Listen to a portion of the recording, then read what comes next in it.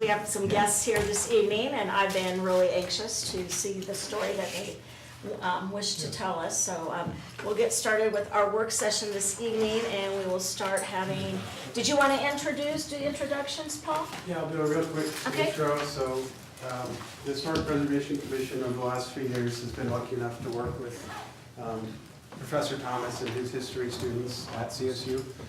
It's been a great relationship and a big benefit to us and a lot of work they've done. They did a church survey a couple years back. This year they looked at Walnut Street and a number of the homes along there. They only had 4 or 5 students? Four. Yeah. So they weren't able to do the whole street like we'd originally hoped. They selected about 30 homes to look into the history of. So I'm just going to turn over to Professor Thomas and then the students. Thank you. Thank you for inviting us here tonight. It's a pleasure to come back and revisit a project and actually make something of it. There's a few things I just want to tell you about this project before Becca and Carly actually introduce the project to you, show you what they found. I had very little to do with it other than saying, this is what you're going to do. But the first question that comes up is why we chose the properties we chose on Walnut Street. As Paul alluded to, we couldn't do a comprehensive survey where we did the entire street, which would have been superb, but I would have needed a whole lot more students to be able to do that, and I think you guys were already taxed. That was 7 buildings each that they did, which is sizable. We, in the professional business, generally regard about 20 buildings to be a big survey. So what we decided to do instead was to select blocks that were particularly representative of the periods of history and architectural styles, and then each student also took on some outliers, so that we got a pretty good sample of what's on Walnut Street. So we were able to achieve that. From their work, you will see survey forms, and I'm going to talk a little bit about them later, and a historic context. So there were 2 deliverables. We actually developed a 3rd deliverable, and that was an architectural history style guide for Windsor. So that you would actually have a guide of the styles that exist here in Windsor, be able to use those for planning purposes in the Preservation Commission, those sort of applications. We ran out of time to do that. However, one of our students, Andy Olson, who worked on this project, agreed to do it this semester as an independent study. So you are indeed getting that deliverable, which means we back to the forms in the report. No one has yet seen them in their final version, and that's because they don't exist in their final version yet. We'll have drafts available very soon of the forms, but I would like to maintain them in draft state until Andy finishes what he finishes, because that's going to give us a little bit more information to put on those forms. So by the end of this semester, we should have some pretty sizable findings from this Walnut Street project. And that architectural style guide actually includes the entire town. So he'll be going around the entire time finding many examples of different architectural styles, as you have, and I think you're going to be shocked to know what you have here, because it's already been intriguing. And one other thing I wanted to mention was it looks, at least at this point, as if this project is going to be featured in the Journal of International Journal of Public History. So that's going to be pretty impressive that students have pulled that off. I don't think they know that yet either, but it's in the works. We're working out a deal for that. And it'll actually be this one and the church survey will both be included in that. So that, I think, is it for me. Let's have the people who've actually done the work on this project come in, introduce themselves, and introduce the project. Woo-hoo.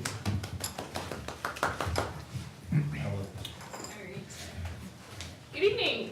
Thank you so much for having us here tonight. We're excited to be able to present our research to you all. My name is Becca. I'm a first-year graduate student at CSU. And my name is Carly. I'm a second-year graduate student, hopefully graduating in May. Yes, fingers crossed. You guys are majoring in physics? Physics, yes. We're both in the public history program. Cool. So over the past semester, our class has researched the histories of selected houses on Walnut Street, and we thought the best way to showcase our research would be to take you on a walk down Walnut Street in the 1940s. So Dr. Thomas talked a little bit about the project background, so I won't read you all of the things that I wrote about it because it says all the same stuff. But we did select 27 historic properties, which you can see up on the screen here, mostly focused on the 400 block and the 800 block with a few kind of outliers in the middle that we thought were architecturally or historically significant. Our goal was to determine if Walnut Street has the potential to be a local historic district. So after selecting these houses, we looked through tax assessor records, that is a tough one to say. And we developed a chain of title, and from there we began researching some of the people who resided on this block, using the archives here in town at the Windsor Art and Heritage Center, as well as online resources like Ancestry.com. So through these archives, we looked at census records, deeds, wills, newspapers, military records, city directories, voter registration forms, previous historic surveys, and other books about the town of Windsor to reconstruct the lives of those who lived here on this street. We also wanted to examine our results within the larger context of Windsor history. So we looked at a lot of different kinds of records to kind of pull together these people's lives. It's interesting to try and make a story from all these really disparate, tiny pieces of information that you gather, but turns out it's pretty fun. So one of the formatting on here's a bit off, sorry about that. So a few of the themes that developed as we were researching. The first one was occupation. Generally, especially in the 400, 800 block, whoever is living there is kind of dispersed by occupation. In the very early years of Windsor, on the 400 block, you have the very first merchants, bank owners, kind of the founding members of the town are all concentrated on that 400 block in those homes. And then in the 800 block in the 1940s, you have a lot of the Germans from Russia who worked in the sugar beet factory living there. And you have a really interesting shift actually in the 40s as well, where in the 400 block where the old town founders used to live, they're selling their homes to the Germans from Russia at this time. So it's a bit interesting. You have that going on. You also have a lot of cultural geography, so people disperse themselves along socioeconomic lines in the town as well historically. And then kind of my favorite trend was the community. In many cases, houses stayed in the same line of family for up to 40 years, sometimes more. And a lot of times, even if they weren't in the same family, owners sold to friends and relatives. So there's a really strong sense of community here. People want to keep the assets they care about with people who they care about. So that was very cool to see throughout our research. So the first block we're going to talk about is the 400 block. And we're first going to talk about 404 Walnut. So this house was built in 1899. The land was bought by George Osterhout, who the name might be familiar. He owned the lumber yard. You go to the next slide. So 404 Walnut is right here, and his lumber yard is just there. This is a 1906 Sanborn map. They're so cool if you have not seen them before. You can go down many rabbit holes looking at these maps. So he had his lumber yard here and his house was right here. I'm just going to go back to other slides about that. So he built this house in 1899 and it stayed with he and his wife Etta until 1944. He died a little bit earlier, and in 1944 she actually died. But this right here is a census record from 1940. This is Etta Osterhout living at 404 Walnut, retired. And as you can see here, Jean Yancey is her nurse.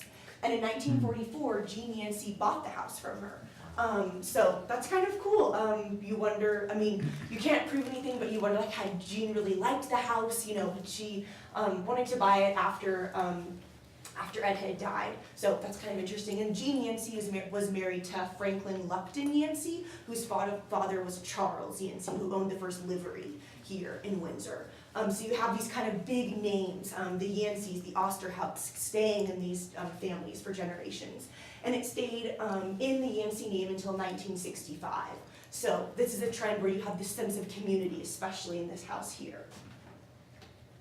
The next one is 408 Walnut, where Caitlin at the archive lives. It was funny researching her house. So this house was built in 1896. And this house is actually interesting. It kind of leaves a little bit of room open for more research to be done. It had a few gaps in the chains of title. So in 1932, though, prior to that time, Ellen J. Bills owned the house, and she was an immigrant from England. She actually came to Windsor with her first husband from England in the 1880s. They got divorced, and then she married Henry H. Bills. Henry H. Bills, he worked in Windsor Mercantile. He was also part of the Democratic Party here, so he was kind of an important person in town. And so after 1932, it changed hands between the Bills and the Dowding children. So the Dowding from the Dowding Opera House here in town. That was Charles H. and Tilly Dowding's children. It changed hands between the two of them. Tilly was one of the very first graduates of Windsor High School as well. You can see her photo in the archive, which is very cool. So this is another example of it changing hands again between these kind of major families in the town. So this next one, 409 Walnut Street, this is a bit of a shift. Charles E. and Bertha B. Peterson lived here, and they were renting it actually from the Newell family. They rented it as early as 1920, however, they did buy it later on in life. And Charles E. Peterson, in 1920, he started the Windsor Motor Company, and he was also a deacon at the German Congregational Church here in town too. And this is an instance where in the 1940s, we have a founding kind of family, the Petersons sell their home to the Felties, who were Germans from Russia. The Felties came to America in 1913 with 4 children. By 1920, they had 7, and by the time Christian passed away, or by the time, yeah, he passed away, there were 9 children he had. So very large family they had. And they both worked in the sugar beet factory on the west side of town. So 416 Walnut, this one was built in 1896. And in the 1900 census, Mary Scherer is shown as the owner. She and her daughter Gertrude were living there. A little interesting story here as well. In 1904, in the 1900 census as well, so Mary and her daughter Gertrude were living here, but they are also boarding Frank R. Harrington and his sister. However, by 1904, Frank R. Harrington and Gertrude have a baby together. So you kind of wonder, was he really a boarder? Not really sure what was going on there. So census records can be very interesting in that sense. Sometimes you see things and you're like, there's more here. I know there must be. So kind of interesting. And Frank, so in 1904, Frank R. Harrington buys the house from his mother-in-law. And he and B.H. Florence, they were both butchers in Windsor, and so they buy it. And so Frank R. Harrington and Gertrude are living there, and they live there for almost 40 years. For almost 30 years. The record kind of, this is another one where there's a bit of a gap in the record. From 1930 to 1941, the ownership in this house is unknown. But it does pick up again back in 1941, where the house is on sale at public auction. And Mary Elizabeth Laufer, who is a German from Russia immigrant, buys the house for $955. And she and her husband, whose World War II registration card, Henry Laufer, can be seen here. They came to the United States in 1875. And as you can see here, they're farmers. They both work in the sugar beet industry here as well. So this is another instance where Germans from Russia are finally able, they have the means to buy their own homes, kind of on this major street on the 400 block of Walnut. So that's kind of a bit of a cool story for that house. So I'm going to talk a little bit about the 800 block. Well, first starting on 700, I guess. I had one of the little middle houses there. So this was 729 Walnut was likely built in 1915, but in 1940 it was owned by John and Mamie Snowberger. After fighting in France during World War I, John moved to Denver, Colorado, where he married Mamie Anderson. They moved to Windsor, and they operated the Windsor Freight Line with John's father-in-law. Mamie and John were members of the First Methodist Episcopal Church, where they sang in the choir. And they are in this picture right here, but I'm not sure which ones they are. They're not labeled. In 1933, Mamie's recipe for date cake and crullers were featured in the Choice Recipes cookbook that was put out by the First Methodist Episcopal Church. In 1948, the Snowbergers moved to Greeley, where John worked as a painter, and Mamie was employed by the Hackett and Walter Bakery. Just down the street, on the corner of the 800 block of Walnut, is 800 Walnut. It was likely built in the 1930s, and with a major addition in the 1950s. And it was lived in by the Weber family for a very long time, and I think still is today. Henry Weber Sr., a German-Russian immigrant, came to Colorado in 1908 with his wife and 6 children. After farming near Severance for several decades, Henry and Marie retired to Windsor. It's likely that they built a significant addition to this residence in the 1950s. After Henry Sr.'s death in 1953, Marie sold the property to their children, Marie, Henry Jr., Pauline, and Molly. So then in 1954, it's owned by Henry Jr. and his wife, Lucille Weber, and they lived there until the 70s, the late 70s. Henry Weber Jr. was born in Russia and came to the US with his family, and he married Lucille Allen in Severance in 1926. They lived at this house in Walnut until the 70s, and Lucille attended the Colorado School for the Deaf and Blind and cooked at the Windsor and Severance schools for several years. They both attended Front Range Baptist Church. And after Henry's death in 1978, Lucille sold the house to her children, Donna, Betty, and Bessie, who owned the house for additional 10 years. And at our presentation of this research in December at the Windsor Art and Heritage Center, I learned that this house is still owned by a descendant of Henry Weber Sr. So this house has been in the Weber family for almost 90 years. Pretty cool.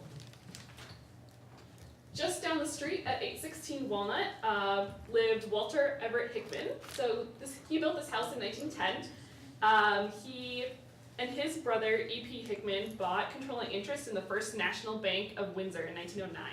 He became president of First National Bank in 1938, and with his promotion, the Hickman family actually moved up the street to 431 Walnut. They sold their residence to Alex and Ava Stenzel, who were German-Russian immigrants. So again, we see that kind of cultural geography. He gets a promotion at the bank and he moves up the street to where the bigger houses are, where more business people are living. So in 1938, German-Russian immigrants, Alex and Ava Stenzel, bought 812 Walnut for $900. Alex was born in Nadendau, Russia, and immigrated to the United States in 1901 at the age of 12. He lived with his family in Kansas and until 1916 when he moved to Windsor. His wife, Ava, was also born in Oberdorf, Russia, and immigrated with her parents and 7 siblings in 1906. They settled in Windsor and began to farm. Alex met Ava in Colorado, and perhaps connecting over their shared German-Russian heritage, they married in 1917. Over the years, Alex was a carpenter, a paper hanger, and the Windsor Park caretaker. Both Alex and Ava were members of the German Congregational Church, and Ava was in the American Legion Auxiliary. While they were living at this house, both of their sons, Gene and Donald, were drafted into World War II. Donald served in the Army Medical Transportation Corps, and Gene served in a bomb squadron. In 1953, the Stenzels sold their home to another first-generation German-Russian immigrant family, Jacob and Ava Schonhals. All right, the last house that we're going to look at on the 800 block is 820 Walnut. In the 1940s, it was owned by John and Bertha Rydholm. They were Swedish immigrants. John Rydholm was a Swedish immigrant who arrived in Arapahoe County in 1893. The records don't say whether the couple immigrated together or whether they met in Colorado, but Bertha, also a Swedish immigrant, and John married in Fort Collins in December of 1895. They became naturalized citizens in 1900. The Rydholms moved around Weld County for much of the early 1900s. They farmed in Sunnyside and Meade with their 3 children and John's brother Charlie. When the Rydholms moved to Windsor, John took a job as a section foreman on the railroad. In 1950, 820 Walnut was sold to Otto and Anna Johnson, who were also first-generation Swedish immigrants. So we see that connection. They probably knew each other. They're selling to other Swedish immigrants. So just a quick note about some of the architecture that we see on this street. Often we give the most significance to those giant Victorian-era homes. We give them the bulk of our historical attention when we consider architecture at this time. But the houses of the working class are also really important to understanding the past. The 800 block of Walnut has a few really great examples of this working class architecture. So we see in these 2 houses, 813 and 805 Walnut, kind of the hipped roof box. So a hipped roof is a roof that kind of comes to a point. It's roof on all 4 sides as compared to this gable over here, where it's got wall that kind of comes up to the point. So the hipped roof box in Colorado is kind of the calling card for working class family homes, like we see here. The driving economic force at the time, the Great Western Sugar Factory, contributed to the construction of many of these homes on this half of the street that could house laborers, many of them Germans from Russia, and could house them quickly and cheaply. So taking a look at 825 Walnut there, we can see it's a really simple, very small house. It cuts down on the building costs by not having those long overhanging eaves. It really cuts them off right there, right above the wall. you know, it's a very simple house, but it also still has a lot of character. It's got that cute little offset front and like the railing, the wrought iron railing coming down. So these houses are important to preserve as well. Make sure I know what I'm saying. All right. Most of the owners on the 800 block of Walnut in 1940 lived in their homes for several decades. It's likely that they knew and had a relationship with their neighbors. And on this end of Walnut Street, we can see a mostly working class families, sugar beet workers, retired farmers, and carpenters. So this is a map of where the residents of Walnut Street are from. So we've got Windsor over here in this big red pin, and then pins that are colored according to where they moved on Walnut Street, which block, but I didn't include the legend, so it doesn't give you that much information.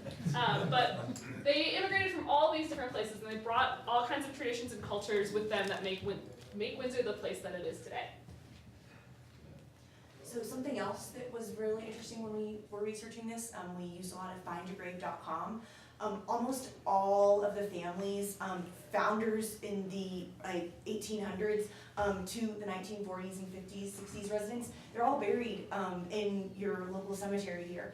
So that was really cool to see them all still buried next to each other, so neighbors in life and in death. So finally, we really enjoyed researching Windsor.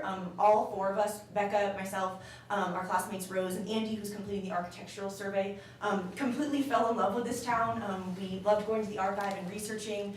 And when we presented in December to the community, we had really great feedback. We had a question and answer session, and we had to kind of cut it off and like each individually meet with other people in other areas. People wanted to tell us more about homes that we had presented to them on, or give us information about homes we hadn't discussed. So there definitely was a community interest in this project, and people want to know their roots, I think, and want to know who lived in their homes and the potential drama and memories that were made there. So that was really cool for us to experience. So I definitely think that if you do have any interest in moving towards a local historic district designation, based on our initial research, which is only the beginning, you definitely have great potential to get that. And I think it was a really fruitful beginning, and there's definitely community interest, and obviously interest from us as well too, Andy continuing. So we hope you enjoyed our presentation. Thank you so much to everyone. Thank you for letting us present to you. Do you have any questions for us? Any questions? Yes. Okay, Mr. Rennemeyer first and then Mr. Baker. I was just curious, what's the requirements for a historical district? Yes, so we actually learned that along the way. Dr. Thomas, I'll start and then you can steer me. So for a local historic district, it's important to have architectural integrity as well as some historic integrity as well with the history of those that lived there. Maybe one of you can take it away from there. It depends how you want to approach it. You can do it through your local ordinance as a local landmark district, which in many ways is the most effective and offers the most protection. You can take it through the state register, which isn't terribly effective, or to the national register level. They're all very, very similar processes. What they would require is drawing lines of what you think is the potential district, determining then which properties within that district are contributing. That is, they contribute architecturally, they contribute historically, they connect to it in some way, because you do have some infill here and there, right? And once you completed all of those things, it would be a step of presenting those findings, opening them up to a certain period to homeowners. I'm not exactly sure how your code's written, but I assume, well, you may know this, there's a certain number of homeowners have to agree, property owners would have to agree to the creation of the district. Yeah, it would be our first, so I'm not too familiar with it. Right, so it'd be your first, it would be a big step. There's a lot of data out there about what historic districts do and don't do. I mean, you always hear people complain about, they'll tell me what color to paint my house.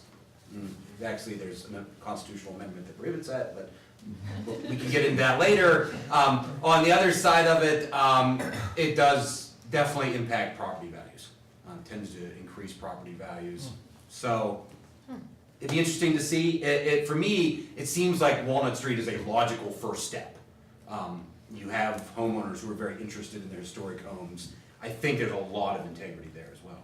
Well, all the churches do. In December, did you have the Historic Preservation Commission, did they listen to this presentation? Most of them Most were of there, them. yeah. So is this something we could not charge with them maybe to, if we wanted, or are they already thinking that they wanna pursue this? They're very aware of, I think, some of the positive benefits, but also the fact that there can be pushback, so they would probably wanna hear from town board that. yeah, Who's let's the look into this. liaison? Maybe, I don't know when, I had two of them. when they meet, so maybe that would be something to suggest, that, I think that would be something that you guys could Yeah, I kind thought of look we've talked forward with, about. I think. Well, You know, putting it- and Mayor and Board, so in Cortez, we went through the same process, and there by ordinance, we basically had a percentage of homeowners that would be impacted by it. We required them to get sign off for that, so basically, once we had a certain percentage, and I can't remember, 70% or so, it was higher than 50+1. Once we had a certain number that said that they would go into it, then the council would do it by ordinance to put it in the district. Gotcha. Yeah, we've talked about doing little plaques in front of the houses Mhm. possibly, or something, but not being too invasive. I think that was a lot of the concern, was just the homeowner, which leads to my question. Thank you for doing this and presenting. Did you talk to any of the current homeowners of these residences? We did put out a flyer asking people to email us if they had any information or questions or wanted to talk about it. I think we got one response from that. Yeah. But then at the Arts and Heritage Center, I think we spoke to at least 4, maybe more homeowners when we were there. So we would still need to do property surveys, though, right? Your work, it wasn't like a full. That's right, there would need to be, Right. what would be called an intensive, comprehensive survey Yeah. of drawing lines and looking at every single thing within there. Oh, wow. Mr. Bennett? If, at some point, not tonight, but I would like to know the positive benefits and also the potential negative benefits of a historical district. Okay. Dr. Jones? Did you get any feel for how many of these homes are rentals versus owned? Yes, Mhm. I know on my section of the street, which was the even side of the 800 block, they are all owned. I don't know about how that affected you. Mine was, so for my bulk of the project, I took the even half of the 400 block. And I think it was split half and half between rentals and owners. That was a bit of a tough thing, was getting in touch with the owners if someone was renting the house. So, yeah, I think the even 400 is half and half, that's what I wanna say, yeah. Okay. Okay. And I think we had a question from Yeah, somebody. Ron from- Steinbach from the Historical Preservation. If you do to start with Walnut, you talked about drawing a line, it seems kind of complicated. Well, we start here, and in 5 years, we're gonna do it. How would that process work? So typically, there's a lot of approaches to it, but typically you would apply for a grant from either the State Historical Fund or a certified local government grant for an intensive survey, and they have these things all set up, ready to go. And then we have a series of meetings. One of the first ones is we determine what logical boundaries are. And that's put in with homeowner input, that is put in with the consultant determining where these things would be. And then you proceed with the survey from there. Because this survey is already partially completed, they would probably just go with, the bounds of Walnut Street from, the 2-digit numbers to the end of the street, and then just look at everything. Does a historical district include all the properties within that, or, It depends how it's mapped. okay? Yeah, so, the simplest thing is just say everything on the streets in the district. Now, whether it's contributing is a whole different story, so there can be properties in there where there's a new construction, right? And so it doesn't go through the same review because it's not contributing to the district. Another way of handling that is sort of, and this is kind of a rude term for it, we can gerrymander the district a little bit. This tends to happen when you have institutions. I'm thinking of a project we did where it was a hospital, that we just needed to get that hospital out of the district. So we just went around it. Now, you mentioned, pushback from the property owners for restrictions, if you need designated a district. They mentioned how they can paint their house. Yeah. What other kinds of things? I don't, do you think they- that would be a case where I don't exactly know what's in your code. But that's the responsibility of the commission.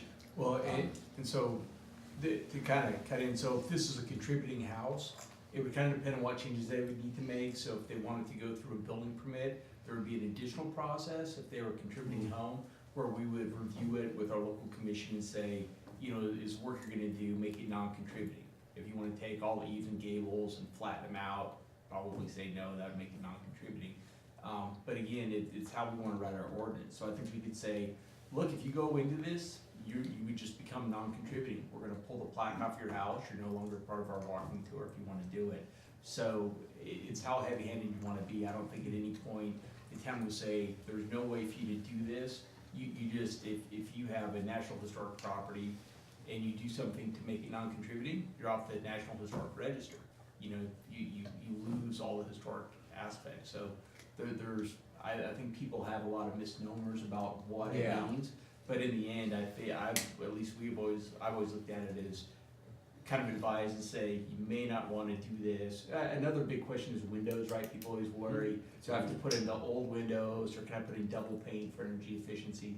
These questions come up, but normally as long as it doesn't take care, as long as it doesn't remove whatever in that property contributes to its historic designation, then you're okay. Did I take long enough with that, Dr. Jones? Perfect. Any other questions? No question, just a comment, I'm so jealous. I was a history major undergrad, Oh. and I know you guys had fun doing it. Yes, It was yeah, fun. it became our obsession. It was horrible. Yeah. There's times I had to rein them in a little bit because they were just I bought a house. going on and up on in with these things. Wisconsin, and I ended up spending weeks in the county courthouse tracking down to the original land grant, who owned this land over there. So congratulations, good for you guys. Yeah, It's it fun was stuff. great. We all really Yeah, we enjoyed it. Yeah. So I don't have a question, but I have a request. I'm a fourth generation Windsor, right? Who raised a fifth generation here. And actually, your house at 816 Walnut, my family member owned for about 20 years in the 60s and 70s. And I've known many folks along the Walnut streets and been, you know, and the ownership has gone there. But what I really hoped, and I enjoyed the previous church stuff that was done as well. I want to make sure we don't lose that.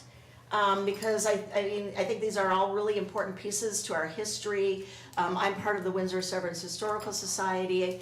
I think they would be interested in, but so how do we make sure we capture and we maintain their study and what they've done to date, as well as the church? Do we have access to all Well, of the these church, files? the church is online. And The church- information in a place where it's easily found though? I know folks sometimes are searching, and so, you know, I just wanna make sure we've got it. To find it, do you know if it's archived online? Yeah, so once we get the materials from students, we'll definitely put it on the website. We want it accessible. Like the church survey is on there. We also did. And where is it under, Paul? Is it It's under? under historic preservation. It is, oh, okay, under that commission. Yeah. Okay. I can give a link to Shane to put in the future packet. Perfect. Yeah, because you guys did a great job, and so Great. thank you for It was presenting. helpful for you. Yeah. It is. Thank you. Hopefully you pass.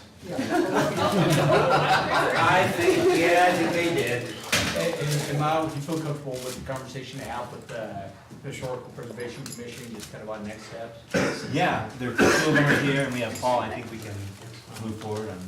And Dr. Thomas is right, you know, there's basically these state grants, and you can just apply and say, look, we want to study 400 to 800 block, this many properties, and we think it's gonna be $30,000 to do that. And then maybe you get a grant for half of that and lower your survey, or maybe, you know, we match part of that. So there are state monies available to really kind of do the next step. Do you have to do competitive bidding or something? Who do you go Well, to for stuff? there are people who are just certified to do this, and so, you know, so it would be a little bit competitive, but I would guess in this area, there's probably 5 or 6 people who work in this profession. So, well, I'm sure that we could track them down. I know there's been a lot of historical preservation work in Fort Collins, so I'm sure they've got names of people we could kind of start out with. And Shane, I want to apologize. I told them we were going to start at 6 on this topic, so. Well, we had a big, yeah, I so, understand. anyway. I thought I was late. It's like, holy cow. You should have let us slide. Well, and You were actually first up. I just want to reiterate too, I think if the Historic Preservation Commission decides to go down this path, I would also connect with the Windsor Severance Historical Society, because I think they would be interested in either partnering with you or at least helping to contribute however, whatever you might need on this path if you go down this road, because we've had some of these same conversations at their meeting as well. So we might as well bring everybody together instead of having two different efforts. And I think you could all both work Yeah. off of each other. Yeah, and they're currently looking at some historical plaques that they'd like to propose along dealing with water and the history of water in Windsor and the importance. So around Windsor Lake, they're looking into just two, but, you know, we're not that far yet. So they've got a couple things that are on the docket. That would be great. Yeah. So, thank you. Do we have our folks ready for our next agenda item?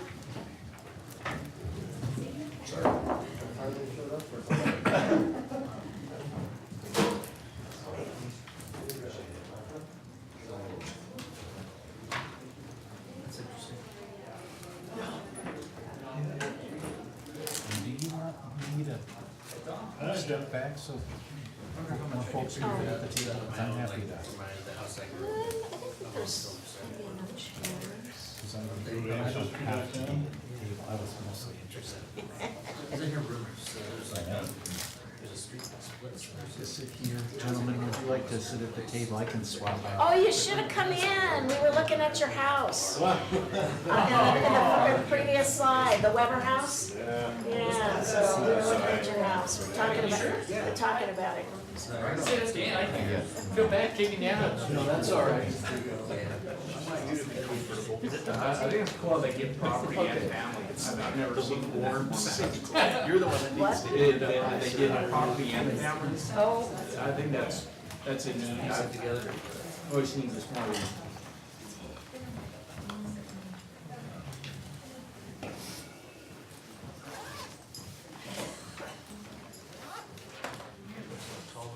Okay, and so I printed out, there were some emails from the board on Friday, one from Ken and one from Tom. And so, you printed out too, we'll get our copiers when we work. So, we've got plenty of those, and I also did this one from Ayers and Associates. And-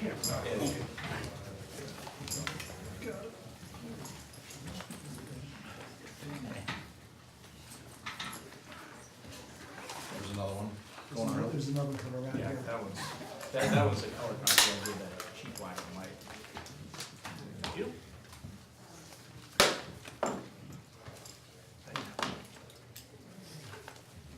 Good to see you guys again. Yeah, good to see you. Thanks for having us. Good to hear. okay, we got one more sheet to go One more over. sheet come around. There we go. Yeah. So, and I'm gonna have Ken kind of, since he was the previous liaison, I'm gonna have him kind of kick off this discussion item for Housing Authority. And I'm just gonna start off saying, Tom and I and Christie have been looking at this for some time. I had the pleasure of being liaison for 2 years. I got to see kind of firsthand the operation and what's working well, where the needs are and so forth. And like I said before, it's just amazing what they have accomplished on the backs of volunteers, especially Bill. Going forward, I think they're gonna have certain needs, and they've asked them to give us some options, which they've done. They've outlined 3 options here. Tom has been working pretty close with them. We also, as a board, talked about the possibility of maybe having contract service management. And so I contacted 2 management firms. One is Pinnacle, and just had an initial conversation on the phone with them. The second was with Matt Ayers Matt Ashby of Ayers and Associates, who manages our Downtown Development Association. We have a relationship with them. Matt and I talked quite a bit, and he gave us a proposal that I think each of you have a copy of. His proposal really focused on strategic planning, really did not get into as much of the management, because he would need much more information from the housing authority on what the needs are. Interesting, a few months ago, I had just a hallway conversation with the mayor of Severance. He indicated it's a very high level of interest in doing something. Christie has followed up and had another conversation with him. They are very interested in partnering with us in some way, and have indicated a willingness to provide funds. What we don't know is what their ideas are, or what their vision is, or what their needs are. So that's a new wrinkle that's just come up here recently. So that's kind of where we are. We just wanted to have this discussion with the town board and see what the town board is thinking. Okay. So what are your thoughts? Not all at once. So we had, Yeah. like, I guess there's 3 options, at least that were already There's been initially Four. presented. There's And- 4 options plus severance now. Well, I had outlined three, Right, right. Charlotte and I and Bill. Right, 3 from the Housing Authority, there's also the Ayers and Associates Oh, right, right. option. And then, like I said, we don't know what severance has in mind. Did Pinnacle come back with anything? I did not follow up with him because Matt showed so much interest that I wanted to see what came out of that. So that's still another avenue to look into. It was interesting, Matt's angle from the Ayers Group Yeah. was more study-based, obviously. Is that something that we would need to do regardless, or do we kind of know our mission and where we want to go with this? Is that just money we don't need to spend? They seem like two different things, like a proposal for services and this It was like is. fact-finding proposal. Okay. But one thing I think I've been hearing is I think as this group continues to, I guess, define themselves and move into a regular group, I think they do need strategic planning to really determine what, what should be the priorities, how they should be set up. I think, we do strategic planning every 2 years, and I think it's a valuable component to any organization, and especially an organization has kind of only existed today as kind of a voluntary organization that is trying to now formulate something, I think, a little bit more. It would be a good step to formalize the group more as we transition out of the volunteer basis. A strategic plan would make them more accountable to something, I guess, like more I think vision, so. like where we're going and. If our goal is to have a self-sustaining service to a certain populations of our community, I mean, we talk about becoming self-sustaining, Jeff has been a great resource that it's very possible, but you have to increase inventory to get there. So to increase inventory, you've got to have revenue. So I think, I'll just cut to the chase. My 2 cents worth, after looking at everything for some time now, is I have a question for them and a couple of suggestions. Question would be, what does Windsor Housing absolutely need the next 6 to 9 months that you don't have already? With the idea that maybe we as a board would help with that. And the suggestions would be that within the next 6 months or so, we would have some type of a planning process. Like I suggested, maybe Cheryl Trent, who did our strategic plan with us, come in for a day or a day and a half with Windsor Housing, Lover Housing, Severance Now, and Windsor.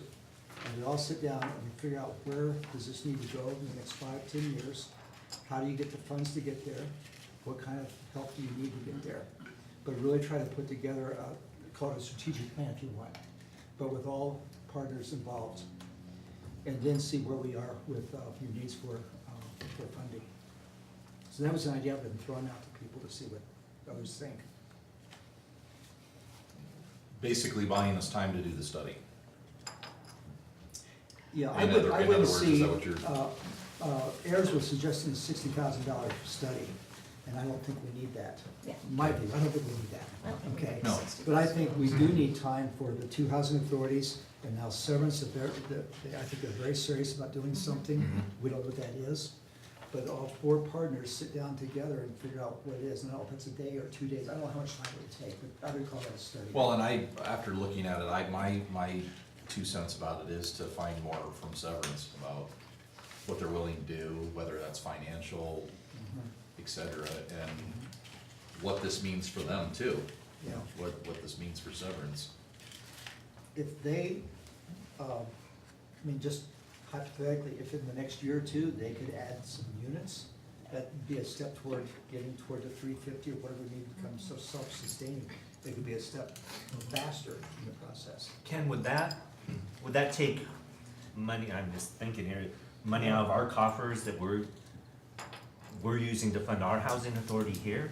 Like, would that take maintenance money if we're trying to put something in Severance as well? Is that, am I crazy? No, I think it would No, add I money. don't think so. I think. My conversations Right, with Severance yeah. has been, Yeah. they will be an addition to the pot Right. of money. Right. So,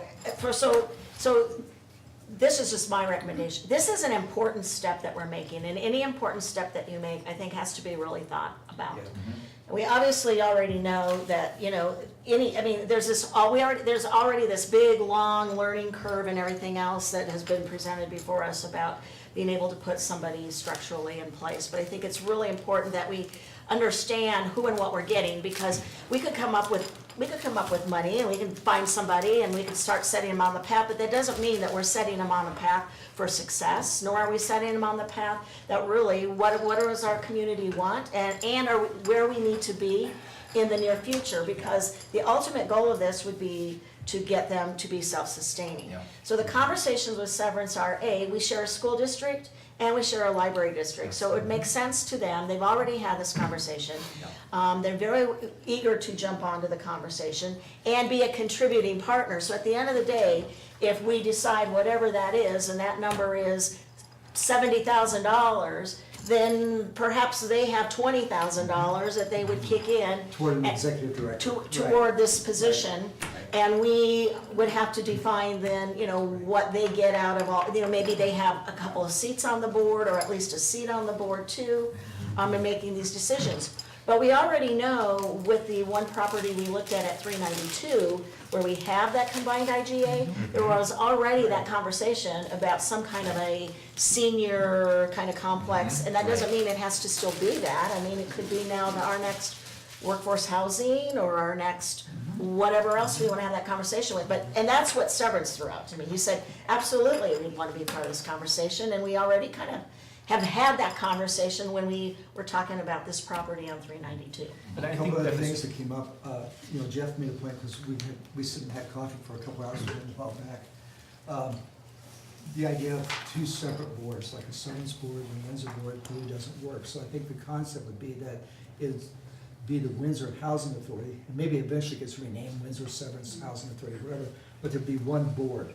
Because you made a good point about an executive director trying to serve equally two boards. Not gonna work, would be ugly.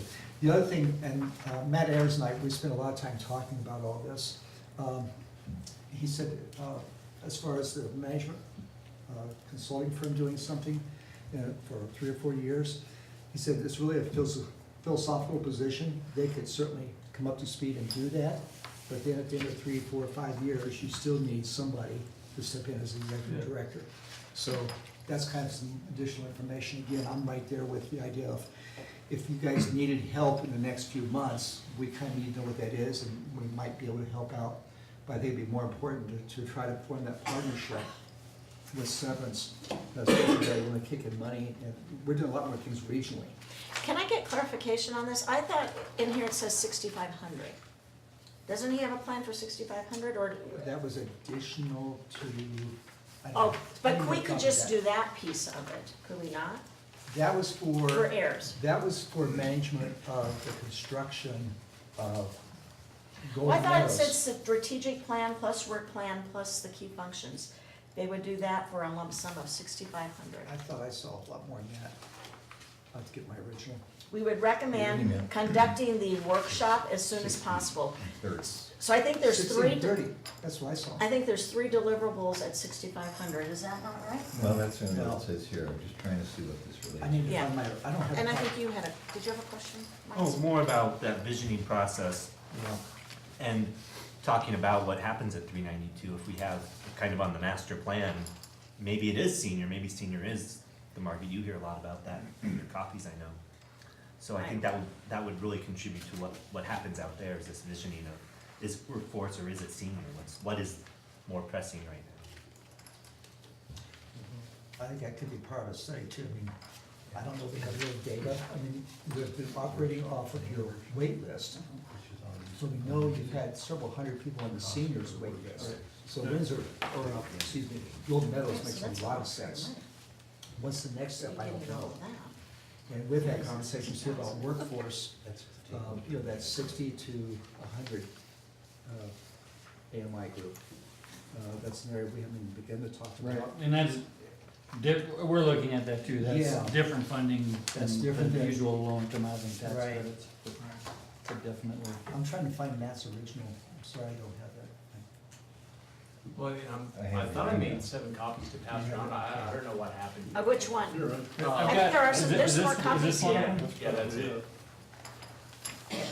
Bill's got one, can I I'm have sorry, I thought you had one there. one more? Somebody was down there, yeah. Ken, this document really is outlining a strategic planning Right, that's workshop. a strategic plan So process. it was 6,500 that was just really conducting that work. Right, right. The actual Gotcha. management of the program was 60. That's and what, then I remember 60 and 30. Construction management was 30. Right, right. Well, I think we've got to decide, are we gonna take over the housing program? I mean, that's the way it sounded. We're lining up partners with Severance, we're looking at land already. We're telling them to put on a strategic land study, which I would assume we'd front end, because we're asking for it. I guess I'd like to know how they feel, how much involvement does this board want to have with the housing authority, who's really survived quite nicely for over 40 years on their own. They just happen to be a little strapped for money now to keep going forward and promoting their projects. So, I mean, what do you make of this discussion? How do you feel about it? I guess one of the real problems I've seen is that we've been asked at different times, when one project gets done, then they think about the next project. And I guess what has been so helpful for us in the last 13 or 15 years I've been there, that what is the growth pattern for the town? Is it, I've heard it's gonna be 25, 30,000 by 2025, something like that, and 40,000 in 2030 or whatever. And I had an opportunity when we were looking for what we now settled on Golden Meadows, is that I had 3 opportunities, one on the east side, one on the west side, and one south, for 8.5, and 12 acres on the west side. And if we had a vision that says, hey, the town is growing west, and maybe the next place should be affordable housing, and there was 12 acres that was offered to us. And, but we don't know where we're going after this, after we finished Golden Meadows, where are we going next? What kind of, you want senior housing, you want another affordable housing, I guess, and. So maybe that's why it would we speak don't to know. having us more involved, because we need to be more involved so that we can make sure we've got planning, or I think this board already has identified affordable housing as a key initiative in our strategic plan. So from my perspective, my answer to that would be, a lot of that would come from having an executive director. And I think we're all agreeing on the same thing, there needs to be that direction. And what I'm hearing is different ways to do that. It can be study session, How to get there. jumpstart this, but at some point, somebody's gonna have to lead it. And that's for the executive director. And that's a real problem, because now, I've been on the board longer than anybody at the moment, about 13 years, but people come and they go, we average about 2.5 to 3 years on a board member. And so, you don't have any continuity from one member to the next, because they don't stay long enough. And that's, now that right now we have 152 units, and we're gonna have another 123 in about 4 or 5 years.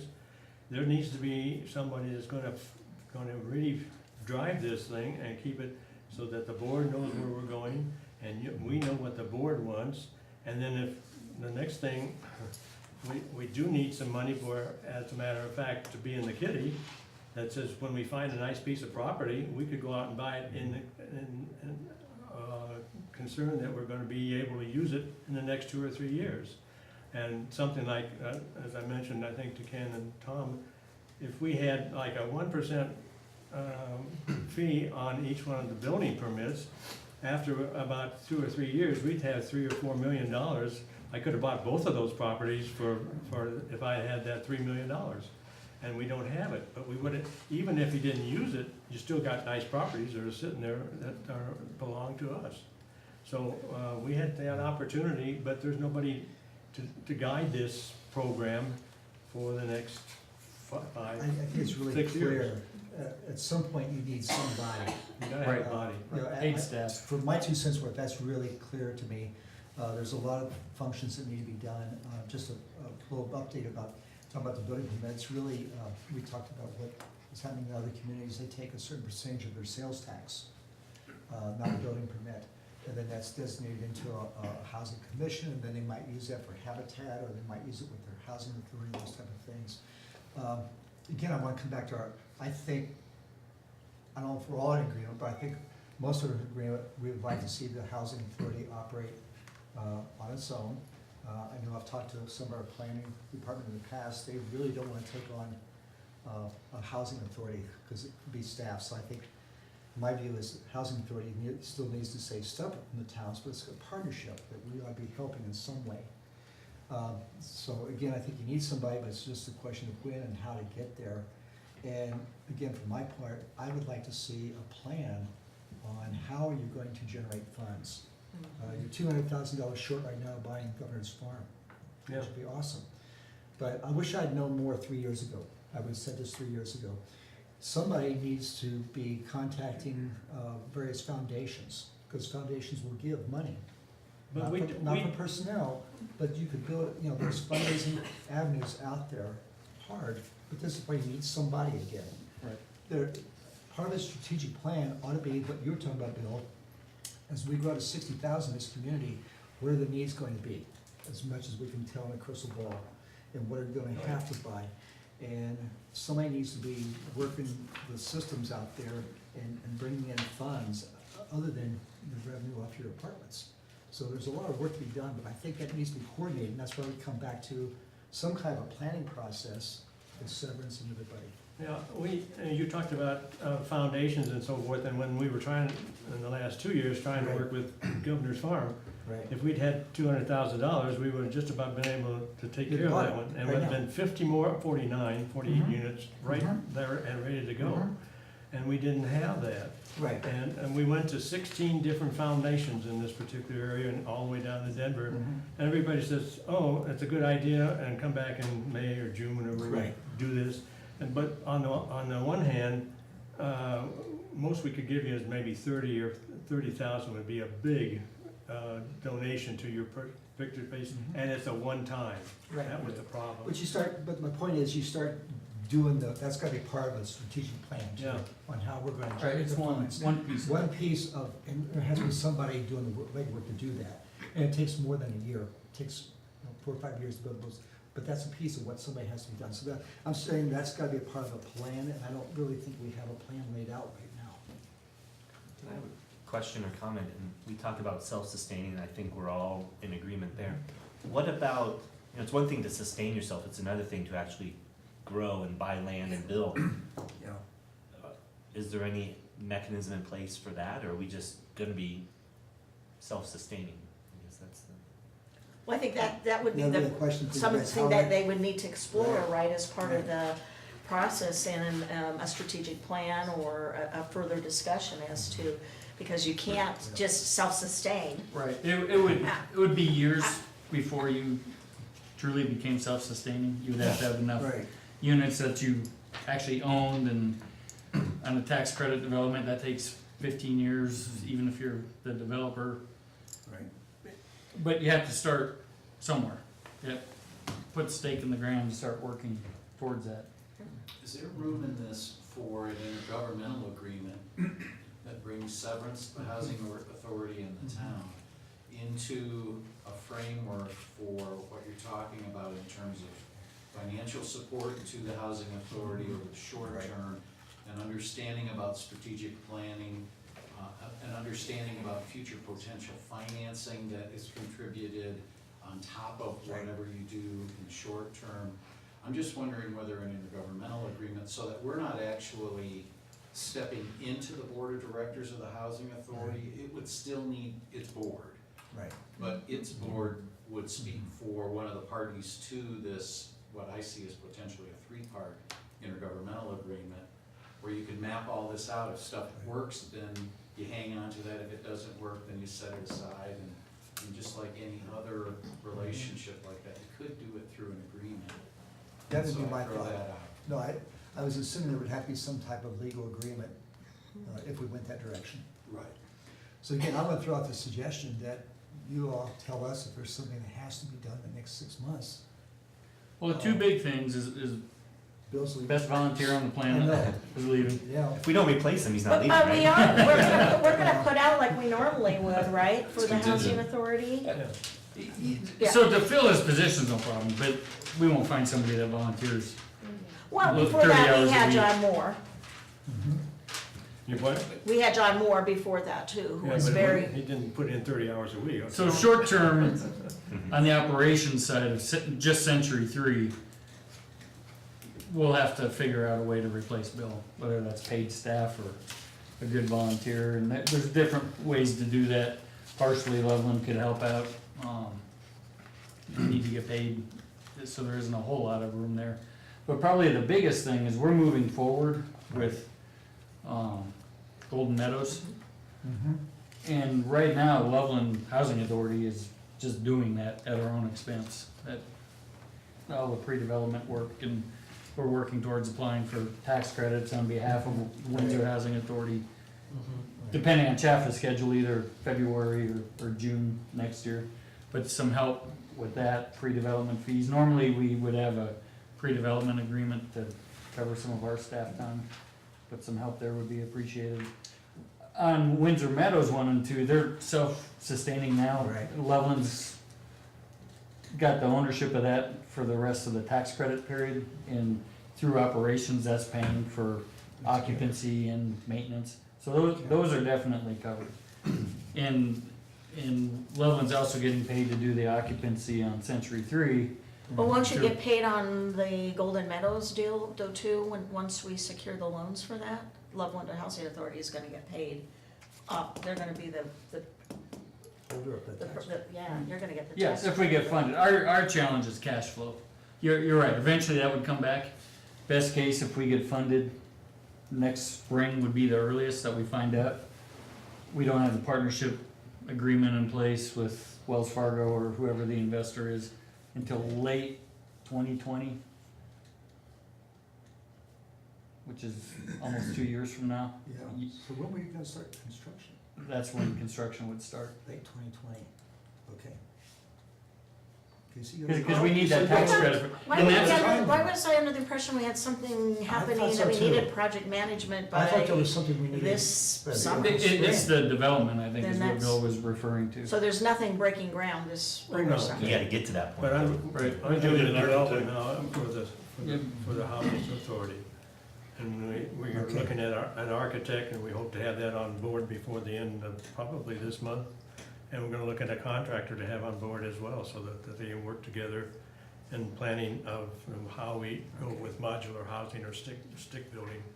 And that'll be the concept we need. We can go through now until we get to the 2020 funding. And then if everything went well, you could break ground about November, December 2020 and have it, everybody looks like 9 months we get from modular and we get about 14 months from stick. So, you would be ready to move in about December 21 or so. And that's best case, assuming we get the tax credit Yeah, funding that's- with our first So in the application. next 6 months, The biggest We've need got a lot of work is to the do. maintenance piece of, and we could go back and take a look at that again, okay. if it was just. So we maybe have time. I know, I'm hearing we have time, I know you Yeah. guys feel a sense of urgency, we've all talked about Well, that. but we also And there want is, to do the but I right think- long-term. We wanna make sure we're doing this well, and that 5 years from now, we look back and say, wow, we were brilliant in doing it this way, okay? All right, that's, I don't know, what's I can everybody buy else think? I mean, what David, other I know, options I do see have? lots of red lines on, David's iPad here. Yeah. Are you- It doesn't mean you he's wanna got any jump in questions yet? though. Please. I'm sort of way back here. You guys are, I think you moved ahead of where my preliminary basic organic questions. Yeah. How do you feel about us going through that strategic plan process? Do you think that would be a benefit, or? Absolutely, I think it's a benefit. The only thing that's different, the way you all are proposing to approach it, is we were thinking hire the executive director first and then lead that process with whoever, and then you've got staff working on it, and there's advantages to that.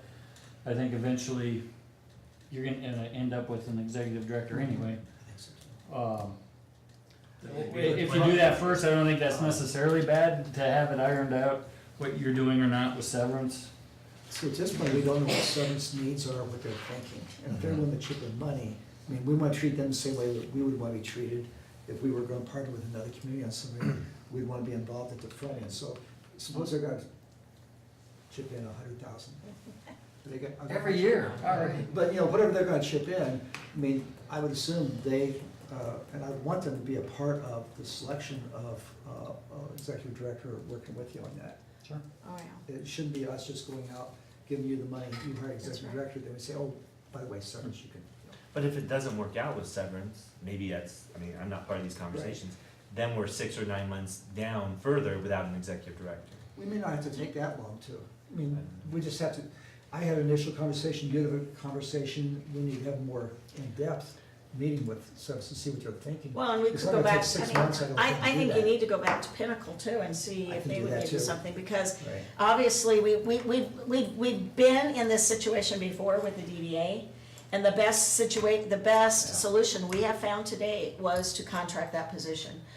There could be nobody better that we could have to date to start to ignite that, you know, to ignite that board, to move it in the right direction, They and do a at great some job. point, when it's going down the right path, they'll be ready to, you know, seek a full-time person. But right now, I think that has been by far the best decision that board has made. I know how some people feel, we haven't heard from Paul and Barry tonight, and I don't know exactly what Tom wants to do. Well, Bill mentioned, I mean, as far as their board goes, there's a turnover every couple of years. Right. So they go through the strategic process and, you know, a year or two later, those board members are history. I'm assuming you're serious about leaving, stepping down in March, so we got a short term, do something in the short term. What if we take a collection, everybody throw in $1? I got it. We'll start paying them. I did say I would stay as on contract basis for the development portion. And stay away from the maintenance part of it for a period of time until we find somebody to do it.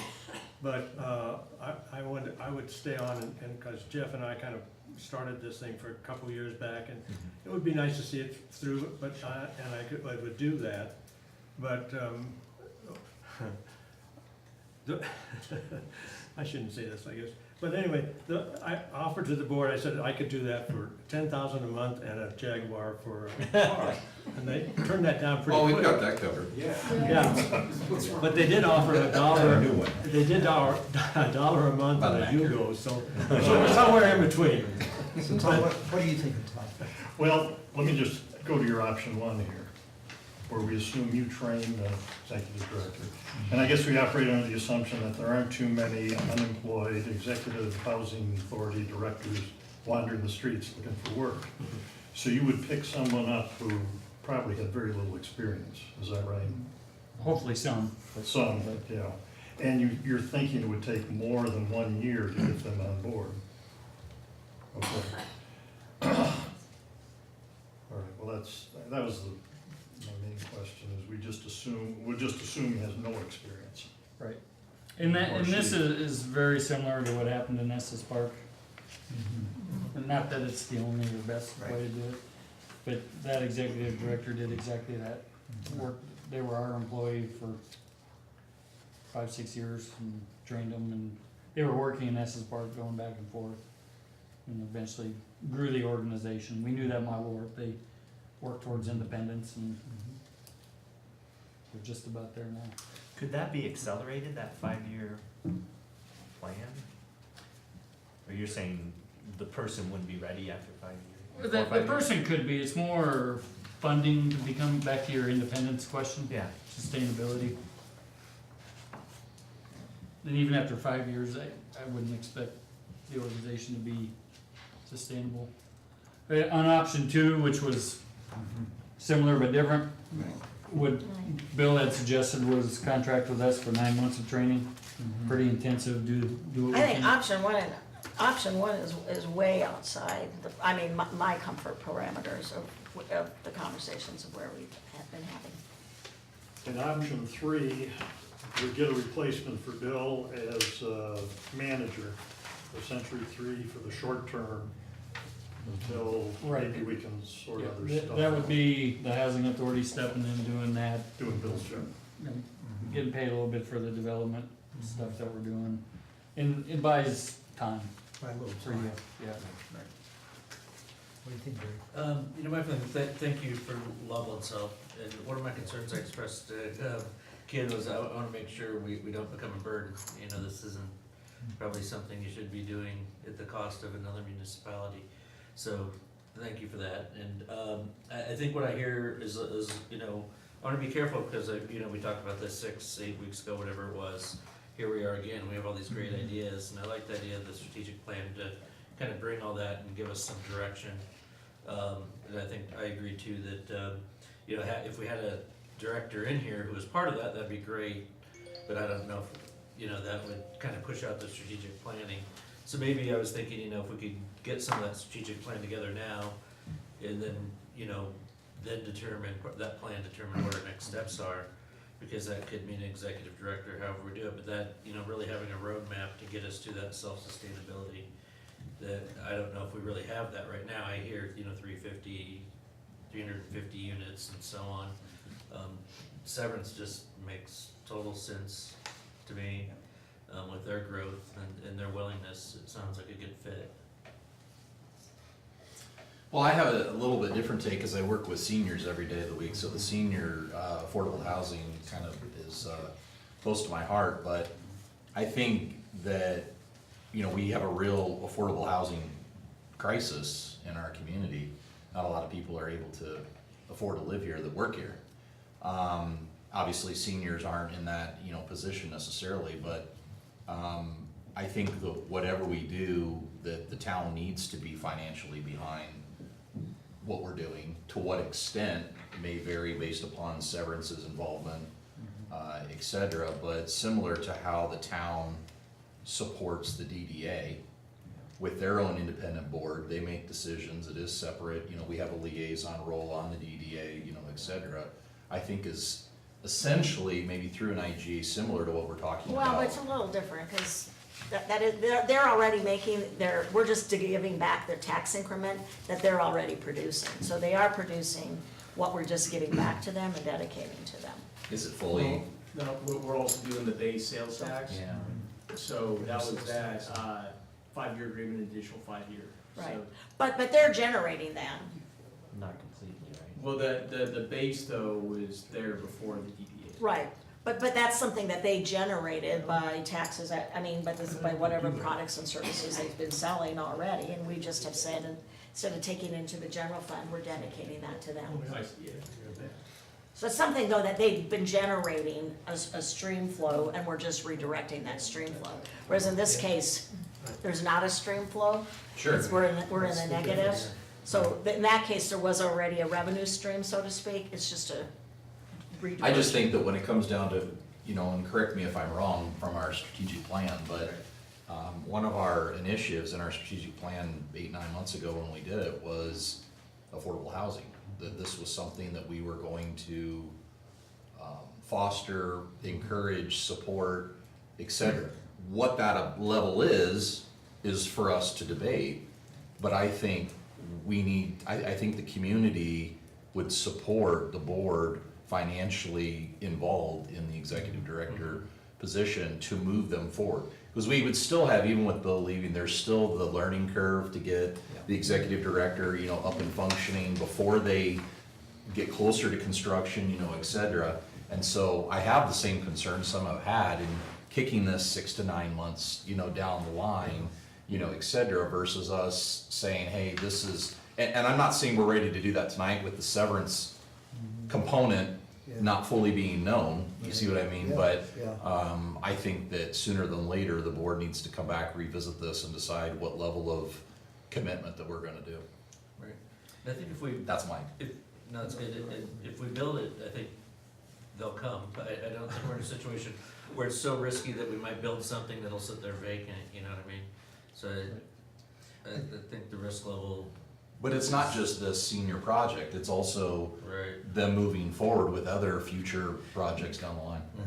Sounds like there's maybe two ways to go here. One, I don't think, I'm pretty certain we would not have a majority of the board support option one. Okay, so I think, I'm looking around, I think we can probably take option one off the table. I'm gonna say, I'm not really comfortable with the management plan, because I think it's gonna cost us more in the long run. And 4 or 5 years down the road, we still have to find an executive director. So it's really kicking the can down the road. So I'm thinking maybe we have a couple of things here. Option two is, as I understand it, is just going out and hiring an executive director right now. My part, I would not be comfortable doing that without having a lot of conversation with Severance. And if the communities are gonna help fund it, both communities, I think, ought to have some input with you on what we're looking for in that.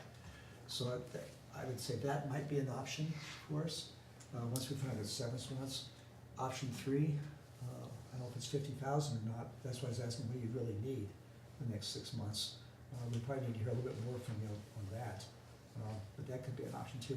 So I think our next step is to have some more serious conversation with Severance, who does that, maybe a couple of us, maybe staff, their staff, and see what they're thinking, and what their financial situation is, what their needs are. We can probably do that within the next month, probably. I think so. And so if we have a month to figure out where Summers is, we might have a clearer picture for us about where we might wanna go, and then come back, and I keep putting you off, but again, I think it's better to take the time and try to do it right. Well, but you're moving forward, I don't feel like you're putting this off, I And think you're developing a plan. Do you want to speak to this, Dave? Because we Yeah, only have because I about think 5 Dave is- minutes before we have to leave for our next meeting. So I don't know if you want to jump in and Probably more to just go Start on this, or- record briefly, Yeah. because Yes. I mean, I know, Sure. you all know how I feel, and so it's, I don't know that there's anything you could propose that would get my vote. So I puzzle, because I look at this and say, are we running a business or a charity? And if we're running a business, then we haven't done it very well to date, because I don't think any business would suddenly find itself invested in 3 housing Right. projects and oops, we can't afford to actually maintain them or manage them. Right. So that's a busted business model from day one, and who knows how and why, but that's where we are. That's where we are. So you find yourself there saying, oops, we need help, can you bail us out? Well, what's your business model going forward that's gonna prevent us from having to continue to feed the money pit? I don't see it.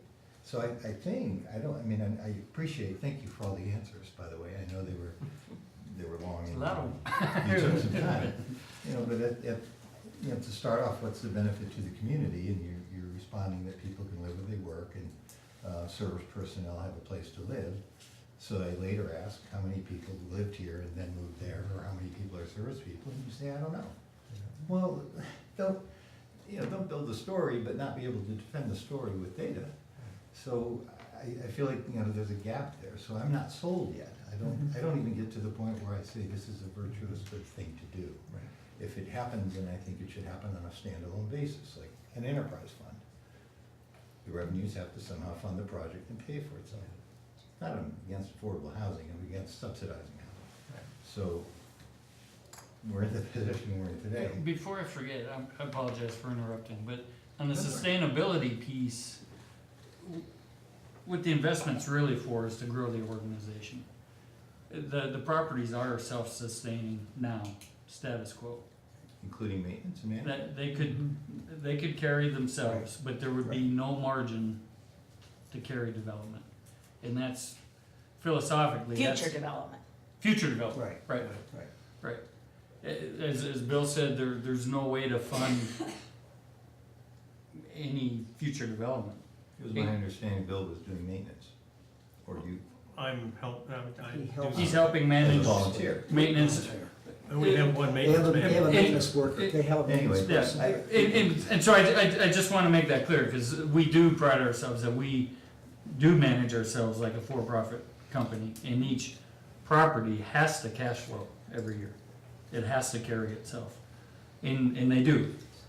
And right now, what Bill's really providing, there's about $7,500 in the budget, don't quote me on that, but that's close, in the management budget for the oversight of maintenance. And that's what Bill's volunteering to do. That's what would be left to manage that. What do you mean by oversight? I mean, don't you just need more people actually fixing the stuff, or is that what oversight means? No, there's contractors and a part-time staff that manages it now. Okay. Bill's managing contracts and that kind of thing. And Okay. then the one staff we have, and then I bring in other staff that we needed. The other thing I'd warn about option 3, however, if you turn it all over to Loveland, then the metals, when it finishes up, there's a fee, a developer's fee that's identified there. That would all go to Loveland, which is about $2.5 million or so. On the program before that, on the metals itself, we were partners, and we had a partnership agreement, and we went through it that way, and then we shared between us about $2.5 million, I guess it was. I don't think it was that much. We can get you the exact number. I think we got $1 We're gonna million. run out of time, Forget so I about just $1 wanna million or test the $1.25 water million. here. And we would Is give there- that up. Is there anybody who would like to make the, I mean, I suggested we talk to Severance and maybe do a strategic plan before ever moving toward hiring staff. Another option would be to hire executive director at some point involved in strategic plan. Does anyone want to make the argument for hiring an executive director sooner rather than later? I won't make the argument necessarily, but do you think Severance would not join our plan if we had an existing executive director? I don't know. I don't just know. I think mean, you it'd think be- that's a deal breaker? Like, well, you already hired this person, he may be great, or she may be great. I don't know, I just think if the situation's reversed, I want us to have some. I mean, we're not say in- there yet, and we know Yeah. they wanna be involved, so why wouldn't we maybe go back to them and say, Right. here's where we're at, Right. do you wanna be involved? Well, we Right. may not wanna do that to delay further. Well, What's Yeah, gonna fill that gap? And I've tried so hard to have this conversation, but, so if it's $7,500 management fee, that's $625 a month, maybe Right. that Loveland is subsidizing us.